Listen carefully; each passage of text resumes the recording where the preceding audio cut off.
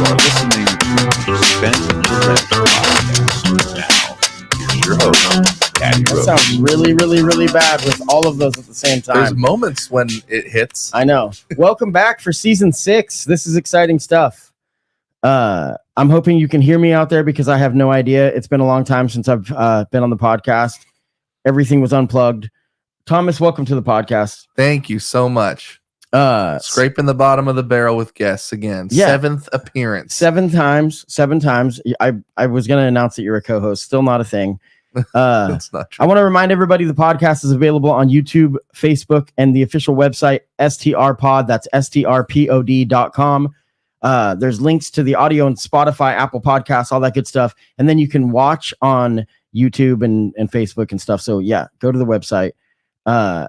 We're going to get into this. I wanted to have you on because it's such a natural, fun conversation between you. I haven't seen you in like a couple months.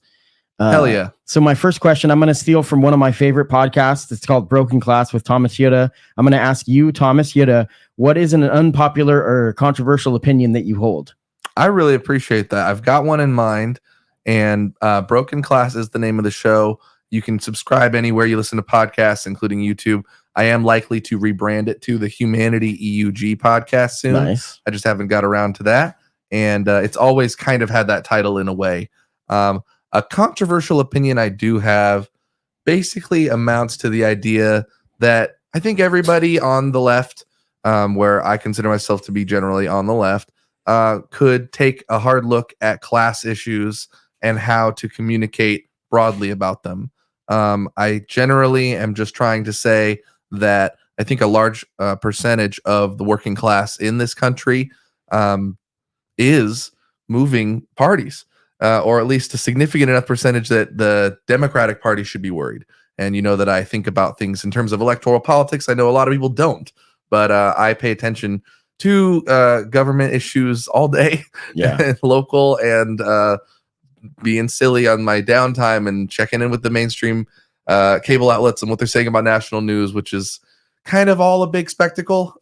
But also, you know, you have to be able to discern what's happening. And basically, I just think that, I'm not saying that you have to make friends with all your old buddies who went MAGA if you don't believe in that. Right. But at some point, I think there needs to be an ability to recognize common struggles and common the shared frustration. Yeah. You know, and I had commented on is it Oliver Anthony is the guy's name? The redhead. Yeah, it's a stage name. And I'm not a redhead anymore because my hair is gray now, but like as a redhead as a kid, I'm gonna root for this guy.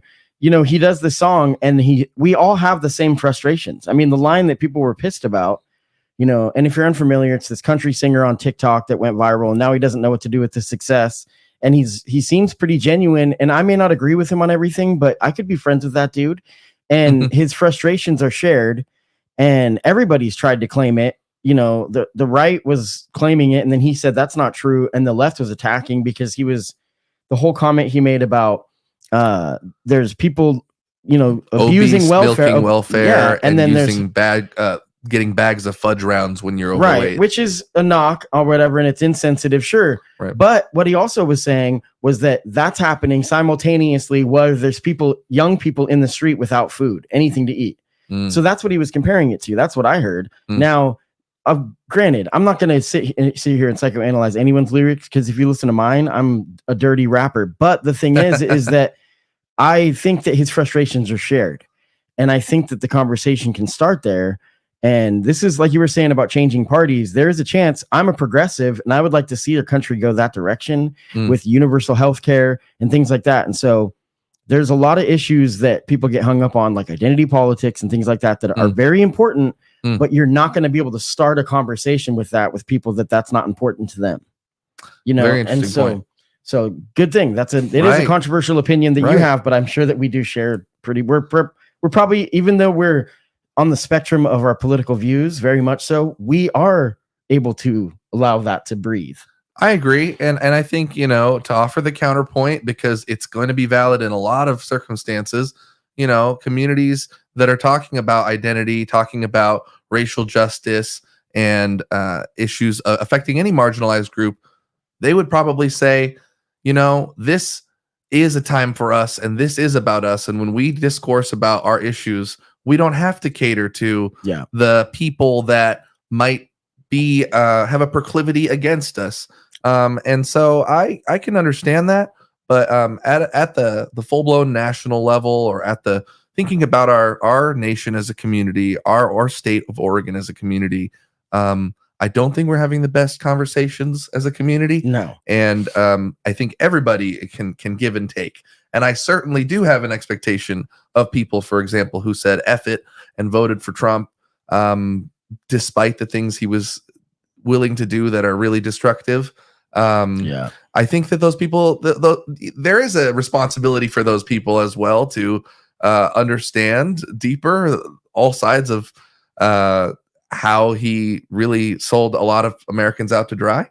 I mean, like with Saudi Arabia, they're talking a lot about, Hunter Biden, but as far as the amount of money that Jared Kushner and Ivanka Trump got from Saudi Arabia, immediately there's hypocrisy across the board. And you're right. And then right now we have the muddying of the water by the Trump, campaign team, which is basically Congress. It's an insanity situation that we live in national politics. I left the country so I can get away from it. So let's zero in on Eugene, and then we'll come back and talk about some of the national stuff. I wanted to talk about what it is that I missed. I was gone from the podcast for over a month and a half, which is the longest break I've taken in 6 years. This is season 6, and I was on holiday in the United Kingdom.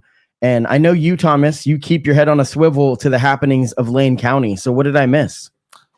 That's a great question. There are a lot of things that I have been a little myopically involved in because of my volunteering. Means. It's kind of like when you're a horse and you have blinders on and you're only kind of looking down a narrow tunnel. Okay. So, but I can tell you about some things that are definitely important to Lane County, in my opinion. Sure. So I'm very involved with the WOW Hall as a volunteer, and this isn't very public yet. And I'm not sure how much I'm supposed to say about funding that we're getting. In fact, I do know about a couple of grants I'm not supposed to talk about, but I wanted to acknowledge the Oregon Cultural Trust because they have allocated $31,000 to the roof, which is something that's estimated at $75K. What's needed for the roof? It's a building that's on the National Register of Historic Places. Right. So there are a lot of regulations surrounding how to renovate it and things like that. And it is a needed thing. So I'm really happy about that. But a negative thing that has been more seen by some in the public. Yeah, the WOW Hall Facebook page. Yeah. Some hacker has taken it over and basically has changed the name to Wow Things or something. And they're just posting a bunch of nonsense just because they've got enough clicks that they're making money off the ad revenue. And that's where it gets difficult too, because I thoroughly appreciate the people that are trying to call them out. On every post, you have people sharing. Yeah, but you're helping them. Exactly. Yeah, that's the difficult part. And I hope that they see nothing in financial gain. Right. My understanding is that it's in India. It's a person in India or someone who maybe an organization of people that find vulnerable Facebook pages or find a way to convince Meta and the software of Meta, the AI, that they changed it to the Wow Things to make it seem like, oh, it's similar enough of a page title, and then they have their own stupid graphic, right? And they're basically just sharing memes, rebranding memes or whatever for money. Yeah, the minute I saw it, it's always bad when there's a local grassroots page that you follow, and even though the WOW Hall, like you said, I still consider it that. And it's like 28,000 followers over so many years of a community nonprofit center, right? And that is not something that can just like be replaced overnight. Yeah, it's really frustrating. Yes, it would make sense to try to make a new page, but that to just give up on all of that's gone into it is really concerning. Well, you know how you look at your friend that has 11 Facebook pages. You don't want your business to have 3 Facebook pages. You just don't, But anyway, so that's an issue. And shout out to everybody at the WOW Hall that's been dealing with that headache, because I know it's been a struggle.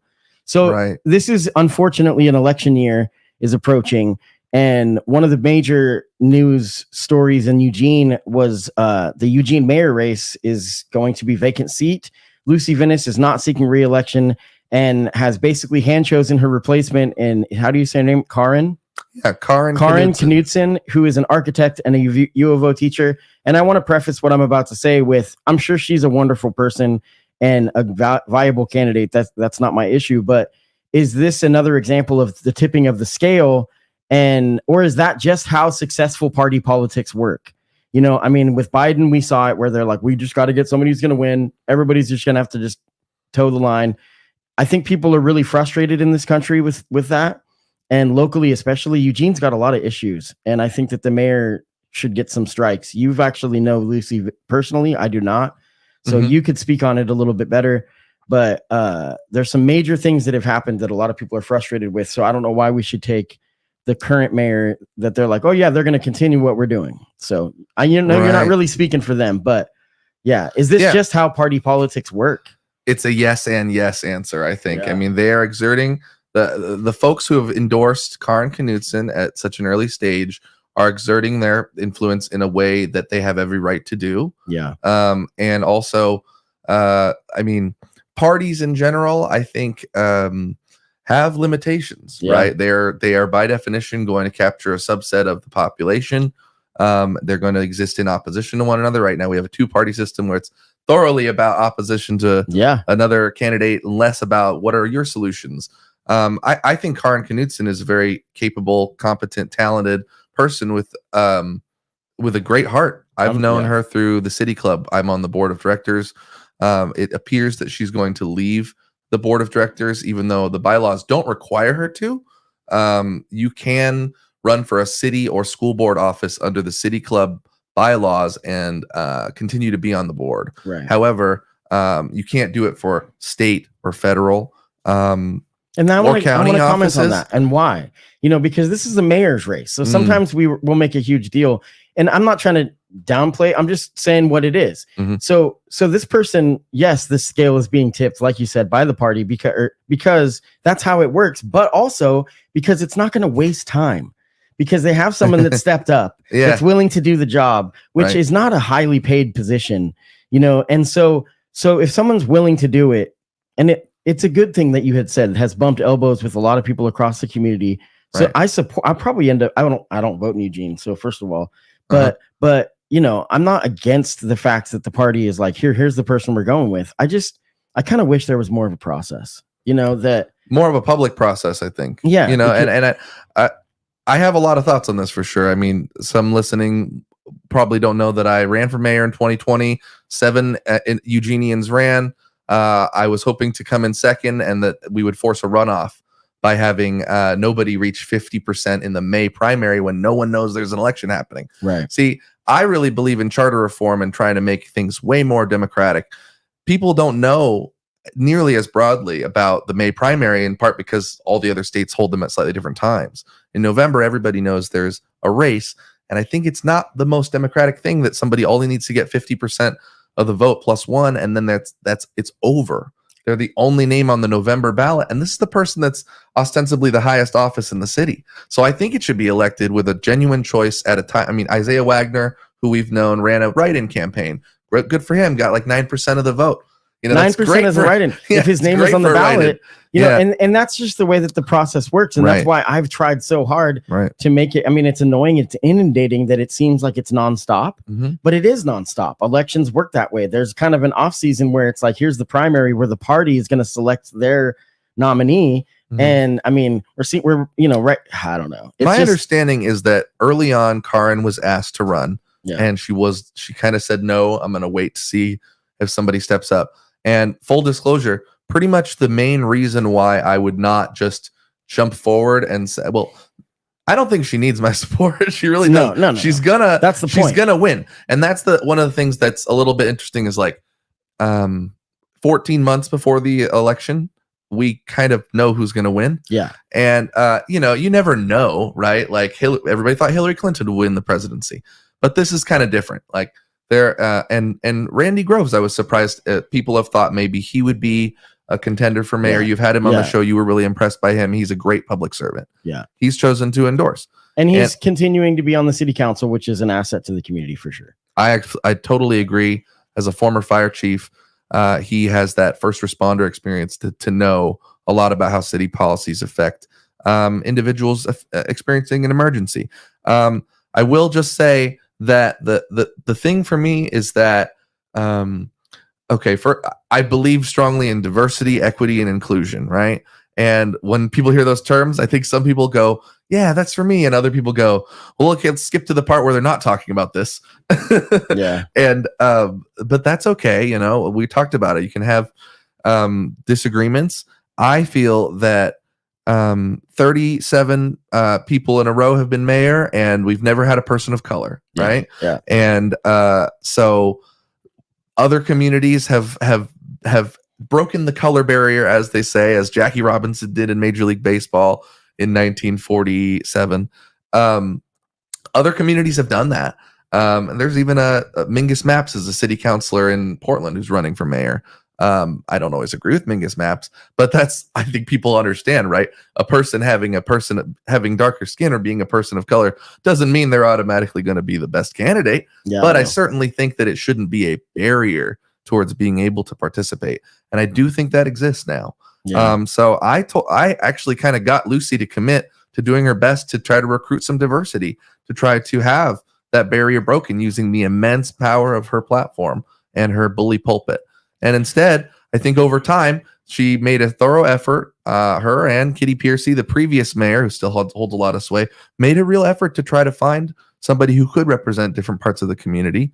And basically what it came down to is they had a hard time finding somebody, which tells me we need to really build our bench of people that are public servants serving on boards and commissions and on school boards. They had a hard time finding people that they approved of, because there's people that were willing to, to step up. I don't want to say names, but no one talked to me, and I was the first runner up. Okay. Yeah. So, well, that's the thing. Hold up. If I could I saw Lucy yesterday at the climate strike, and I basically was friendly to her, and I told her I appreciated that she made an effort to find a really good candidate, and I think that seems Karin's a great candidate, right? Yeah. And nobody's saying that she's not. Right, exactly. And so but I told her I was like, hopefully we'll find someone who can reflect different kinds of diversity, and she was really serious about that. She was like, I think there's really like a plan for that, which sometimes people of color just kind of have to wait in line a little bit, right? In this country, right? And is what it is. He said that. I didn't say that. No. So okay, just so anyone's unaware, we kind of traveled far from where we were at. Sure. We're talking about the Eugene mayor race. Lucy Vennis not seeking re-election. They've basically, they had a joint speech or a joint what is the term? Campaign kickoff announcement. And basically that I'm not re-electing, I'm not running, and she is. So that was super sloppy of explaining it, but going for a third term is really rare too. Yeah, and thank Lucy Vennis for her service to Eugene. And but I do think that the big one of the bad timings is Peace Health closing. The hospital has announced that they're closing, and Lucy Vennis made headlines locally by just saying simply, I had no idea that this was happening. And that says a lot about Peace Health, and I think it says a lot about the connection that a big enough, we're after COVID, a hospital to not be on the same page. I think that that needs to be called out. That's pretty bad. It is the only hospital in Eugene. Yeah, so there will be no hospitals in Eugene. I live in Springfield. I want to give a shout out to Sean Van Gordon, because he, I hope, knows that Mackenzie Boulame and Riverbend will still both be there. Yeah, he probably.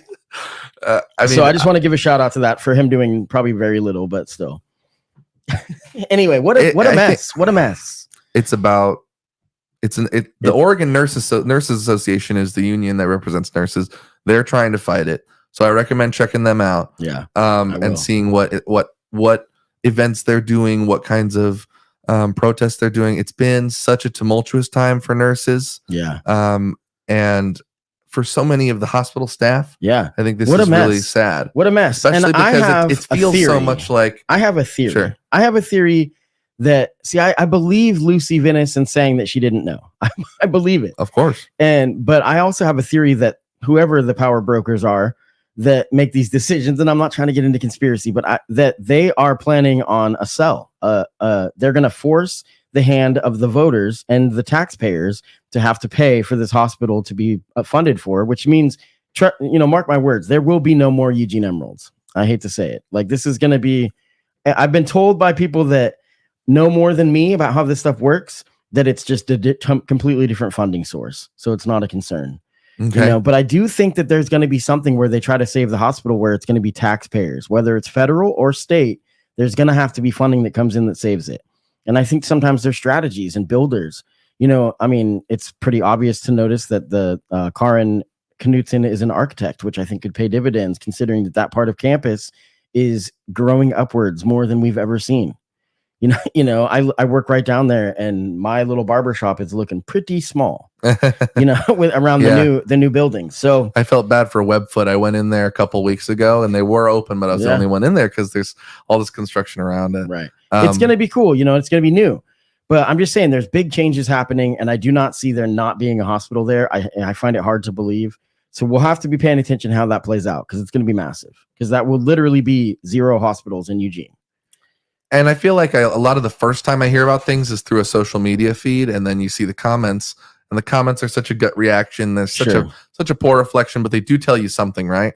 And I just want to respond to people saying, "Oh, I don't like that hospital anyway. Oh, that hospital's a nightmare." Yeah. Are you kidding me? I don't. That's going to be your response to people losing their opportunity to have healthcare jobs, have healthcare services, people who fundamentally rely on that hospital. Yeah.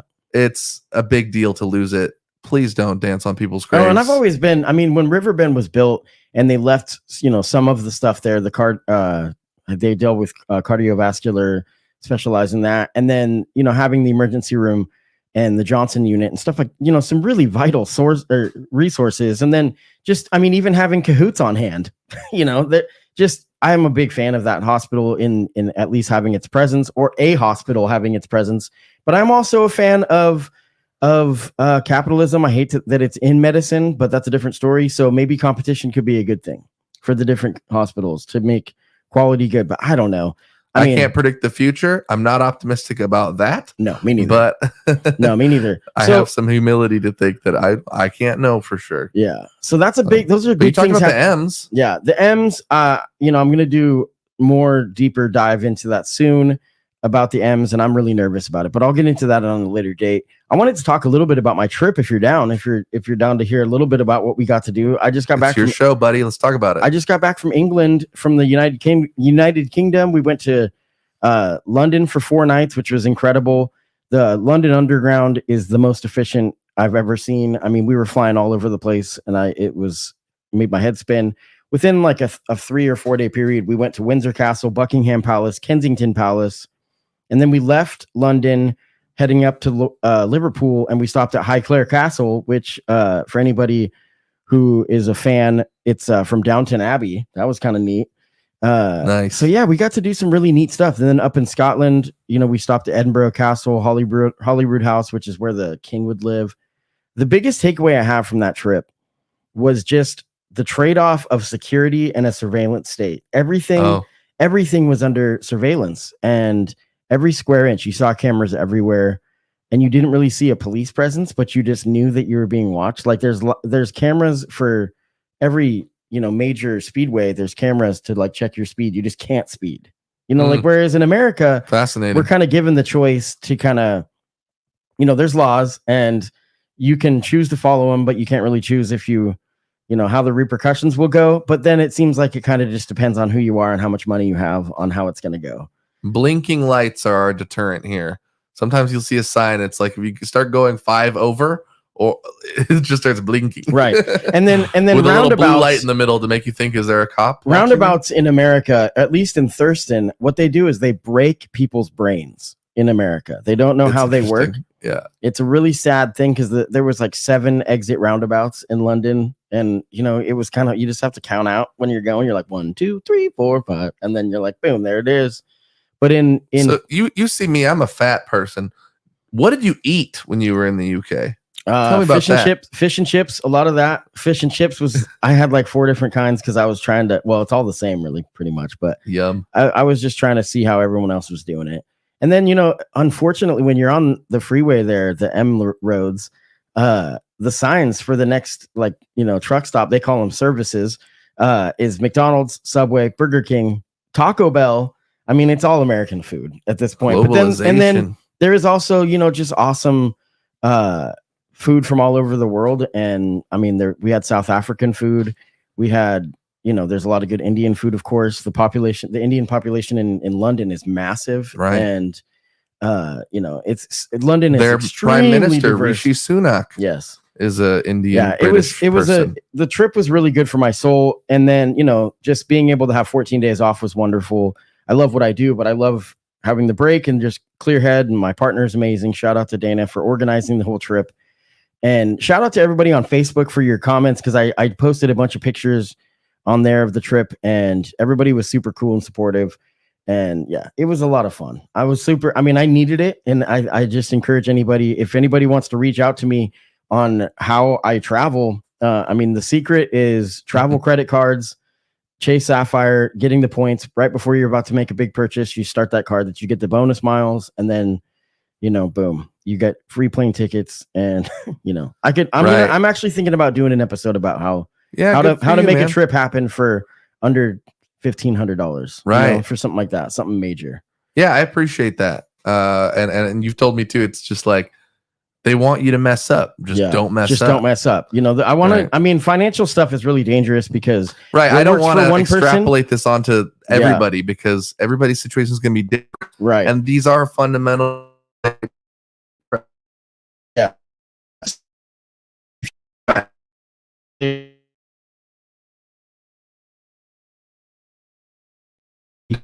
Emergency.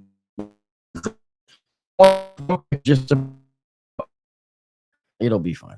I want to talk about the national politics a little bit, just the presidential election, because is it even worth having the conversation at this point? Do we even get to pick? Presidents are selected, not elected, and it feels like that more than ever because the National Democratic Party is giving zero choice to the voters, and I think it's disgusting. I guess you do have the option of voting for Robert Kennedy and Marianne Williamson, but I'm sure that them running as a Democrat is not in the favor of the Democratic Party. The party probably doesn't like it. One interesting thing, and they certainly, yes, the DNC does not care for either of those two people. I don't think that that's a controversial thing to say. I do think Biden should debate. I think people should debate. I think it's a fundamentally important part of executive leadership or lawmaking job, not necessarily for a court job, like a judicial, but I think those two branches of government, when you're asking the people to put their bubble next to your name, that is their voice, the only voice they really get in any kind of genuine way. I'm sorry to say it, besides taking to the streets, which can be a very legitimate thing to do. If you're going to ask for that support, you should be able to talk about why. You should be able to do it in a hostile environment. It's frustrating to me that the candidates for president I wouldn't want them to be candidates for my local mayor. I think I've said it from the gate with Donald Trump that he's a scumbag and he's a criminal. Nothing has changed. As far you don't as that want goes. Vivek Ramaswamy to lead Eugene Springfield? Well, that guy wants to do away with all government. Anybody that talks about wanting to do away with the Department of Education is toxic. I understand we do need to talk about the Department of Education and there needs to be some reform because, I was listening to, I hate to say this, but Joe Rogan and Bill Maher, and Bill Maher made a good point. He said that kids are coming out of school uneducated. He didn't say it in such choice words, but. And a lot of times, and so the Department of Education is failing. Yeah, but his perspective on that is pretty much he's an old crotchety idiot. Back in the 60s and 70s, when you had to use a pencil and write your test.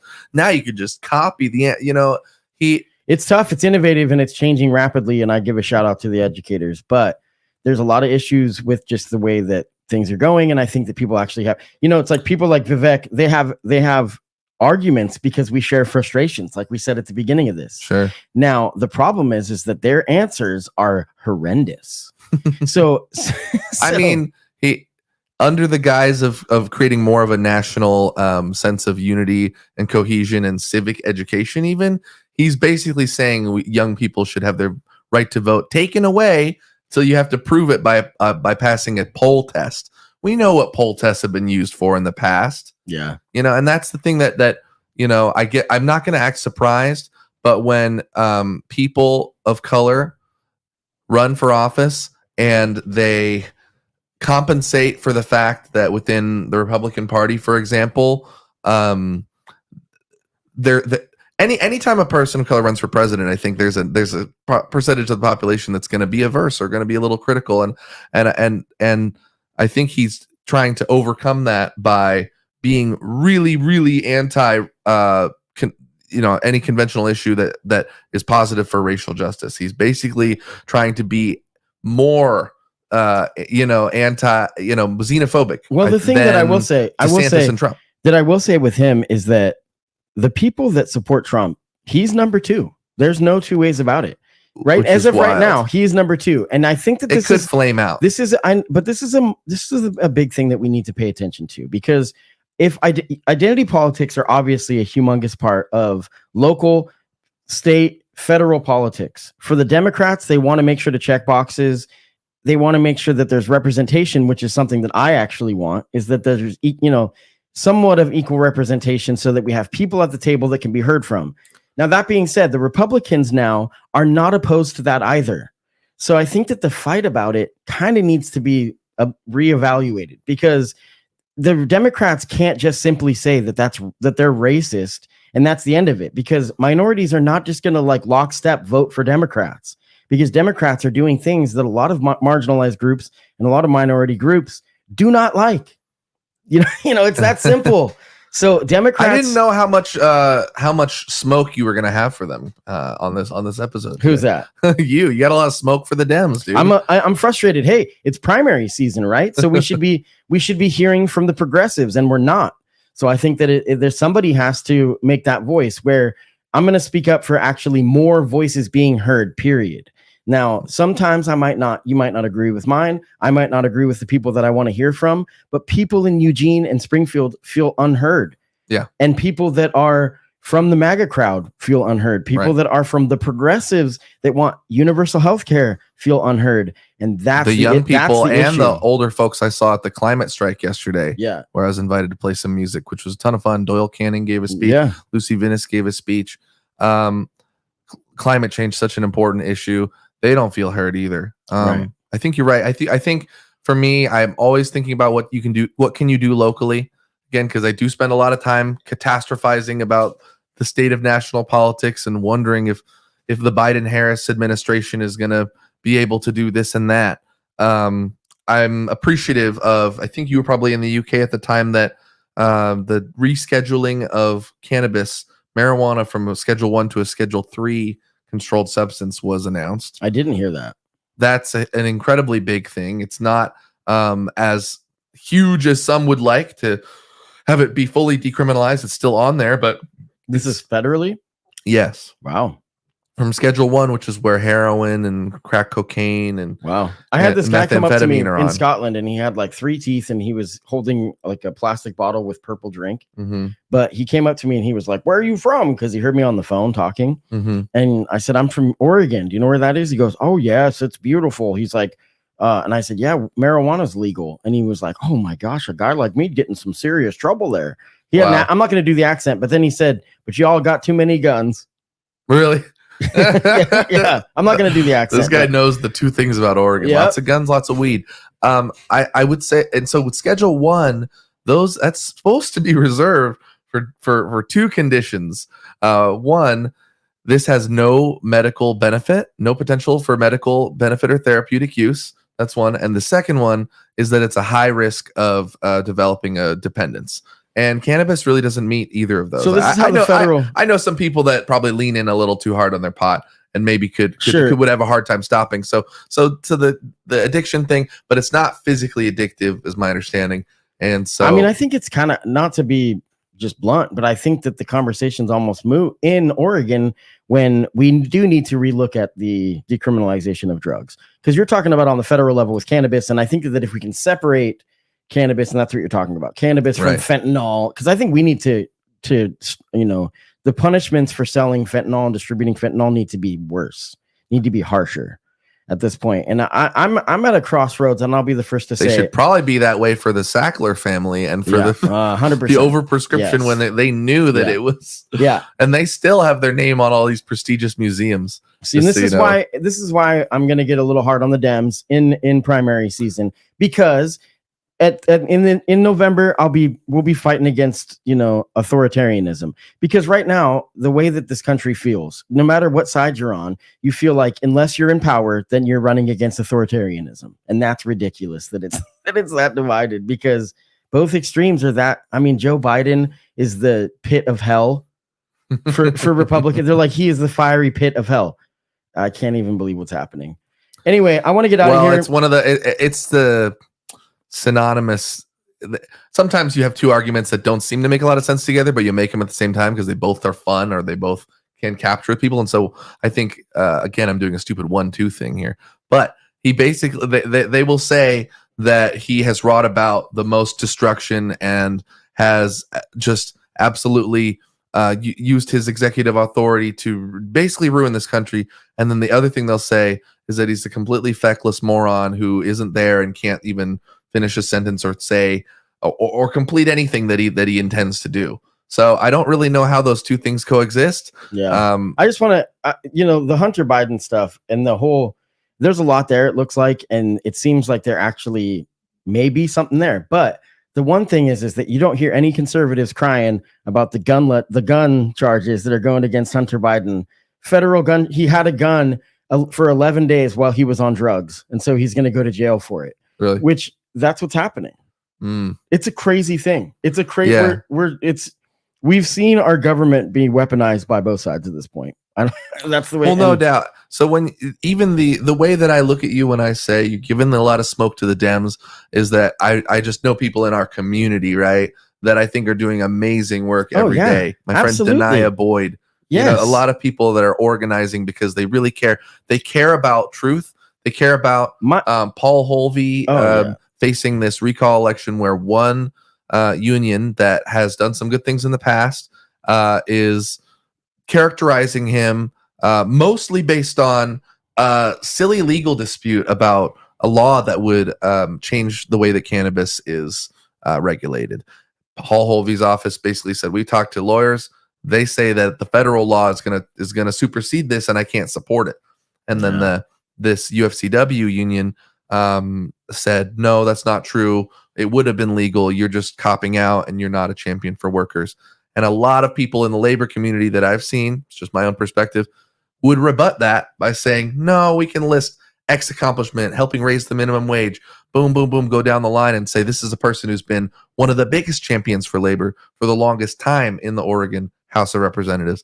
And they're trying to anybody with that long of a record, you're going to be able to lob mud, and they're trying to lob as much mud as they can and see what sticks. Yeah, they're taking out these big ads in the weekly. The recalls are expensive, and they waste time when in local politics, these are basically volunteer positions, to where when you do a recall, what you're doing is you're making it so that the voters their vote didn't matter. They're going to be, he won with an overwhelming margin. Exactly. So it's like, this has been done.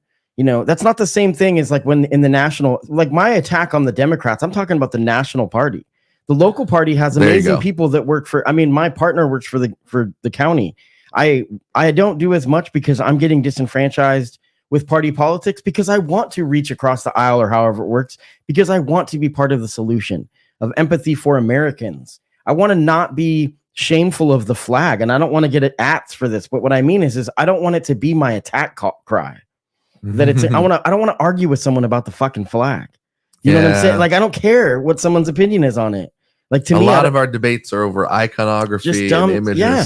And there's a history that we have to embrace that is negative. And I gotta say this, but anybody that's in 2023 and 2024 moving forward, if I hear them say, white men blank, blank, blank.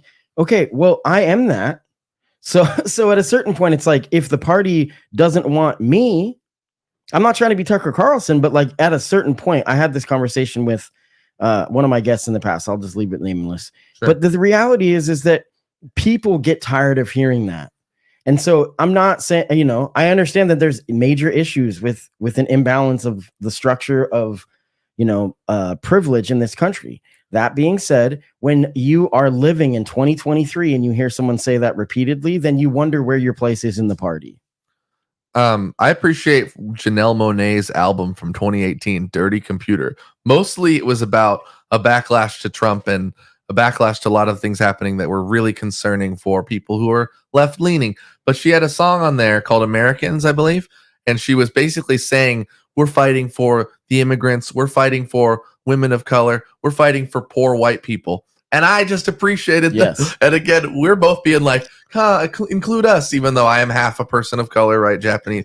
Yeah. But it's a tricky thing for mixed people. And I do have a lot of white privileges and I pass in a lot of ways. So, American privileges. That's what I think that it, and my pushing on that a little bit, all I'm really trying to say is, and this is what we started the show based on, is that if you're going to hold the conversation with somebody that may be more conservative, they're not going to hear it if that's all you do is attack on, well, we need to make sure that these people get represented and that these people don't because they've had theirs. All the person that is that hears is you need to now wait your turn because you've had yours. When they haven't had theirs, then they feel frustrated.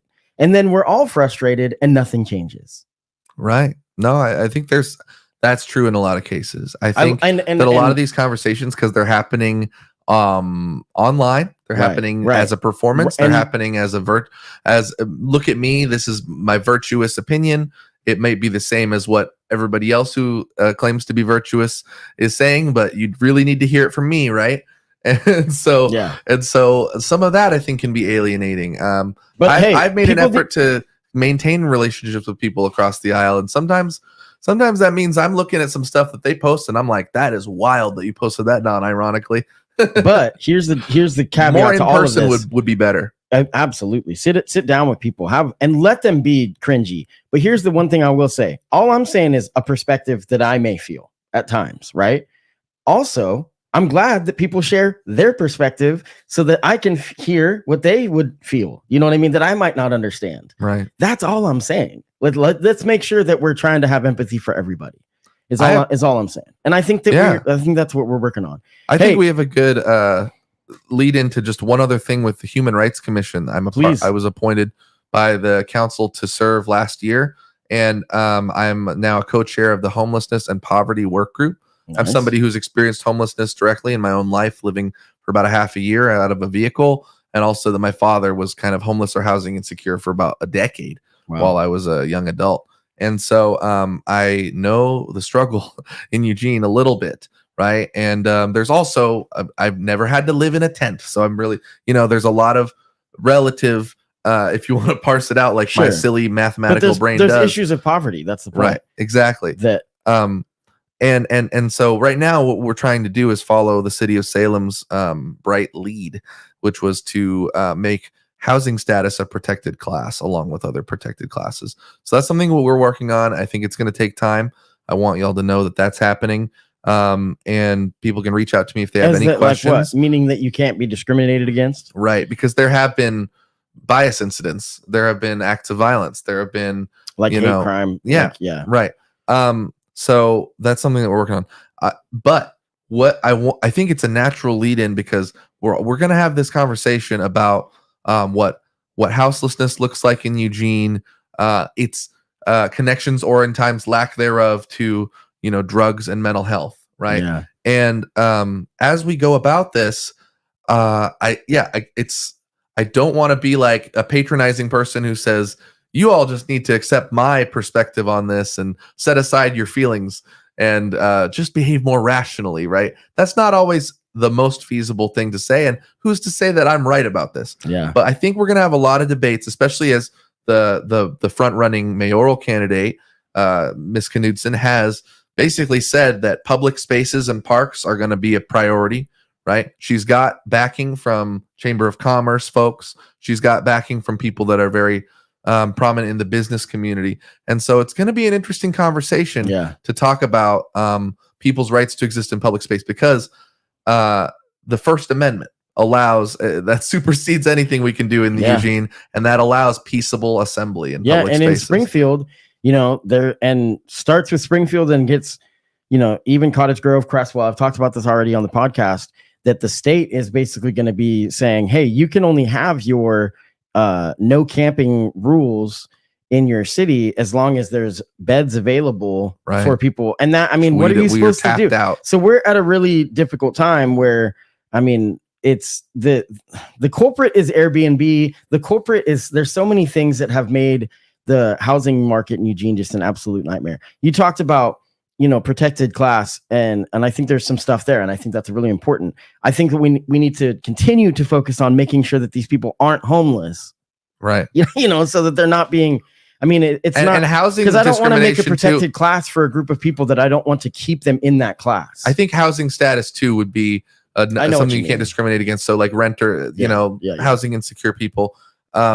But yeah, I just think that people got to be careful though, because I know what happened in the state level when the Eugene Renters Association, which they're doing amazing stuff, but then they pushed the Kate Brown. They pushed where they wanted a cap put on rental practice or rental increases, an annual rental increase. They wanted a cap put on it, And so the state was like, okay, we're going to do 15%, which is astronomical. 14.3. And then that's now a standard that has been set by, the state saying that now landlords can now do that and be like, that's the standard. So it backfired where they were wanting a cap of like 3 to 5%. They asked for a cap. They didn't, lobby. I don't know the whole inner workings. Maybe I could have Kevin Cronin on to talk about it. Oh, he'd be great. And I will reach out to him to do that. But I want to get out of here.